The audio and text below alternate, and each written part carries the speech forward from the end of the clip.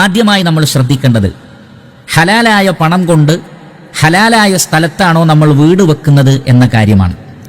ഇമാം തിർമിദി റഹിമഹുള്ള അദ്ദേഹത്തിന്റെ സുനനിൽ ഉദ്ധരിക്കുന്ന ഹദീസിൽ നമുക്ക് കാണാം, നബി സല്ലല്ലാഹു അലൈഹി വസല്ലമ പറയുകയാണ്, ഖിയാമത്ത് നാളിൽ ഒരടിമയോട് അല്ലാഹു സുബ്ഹാനഹു വ തആല ചോദിക്കുന്ന സുപ്രധാനമായ ചോദ്യങ്ങളിൽ ഒന്ന്, ഈ ചോദ്യത്തിന് ഉത്തരം നൽകാതെ ആ വ്യക്തിക്ക് ഒരടി മുന്നോട്ട് വെക്കാൻ കഴിയില്ല എന്നാണ്. എന്താണ് ആ ചോദ്യം?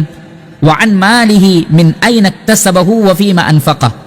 അവന്റെ സമ്പത്തിനെ കുറിച്ച് ചോദിക്കും, എവിടെ നിന്ന് കിട്ടി, എവിടെ ചെലവഴിച്ചു. അപ്പോൾ നാം വീട് നിർമ്മിക്കുന്ന ആ ഭൂമി അത് ഹലാലാണോ, അത് ചതിയിലൂടെയോ വഞ്ചനയിലൂടെയോ നമ്മൾ സ്വന്തമാക്കിയതാണോ, മറ്റുള്ളവർക്ക് അർഹതപ്പെട്ടതോ അവകാശപ്പെട്ടതോ ആണോ, അതല്ല പൂർണ്ണമായും ഹലാലായ പണം കൊണ്ട് നമുക്ക് അനുവദിക്കപ്പെട്ട സ്ഥലത്താണോ വീട് വെക്കുന്നത്?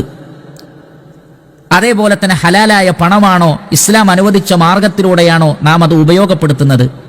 ഇതാണ് നാം ഒന്നാമതായി ചിന്തിക്കേണ്ടത്. ഇല്ല എങ്കിൽ പരലോകത്ത് അത് വളരെ വലിയ അപകടമായി തീരും.